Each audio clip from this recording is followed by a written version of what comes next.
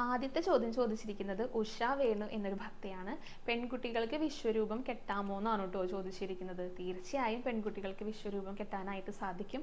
പക്ഷെ ആ പ്രായം 10 വയസ്സ് വരെ ആക്കിയിട്ട് നിജപ്പെടുത്തിയിട്ടുണ്ട് കേട്ടോ. കാരണം ഋതുമതികളായി കഴിഞ്ഞ കുട്ടികൾക്ക് വിശ്വരൂപം കെട്ടാനായിട്ട് സാധിക്കില്ല. 5 വയസ്സ് മുതൽ സാധാരണയായിട്ട് പെൺകുട്ടികളും ആൺകുട്ടികളും കെട്ടുന്നത് കാണാറുണ്ട്. ആൺകുട്ടികൾക്ക് അങ്ങനെ പ്രത്യേകിച്ച് പ്രായമൊന്നുമില്ല കേട്ടോ. എല്ലാ പ്രായത്തിലും അവർക്ക് വിശ്വരൂപം കെട്ടാനായിട്ട് സാധിക്കും.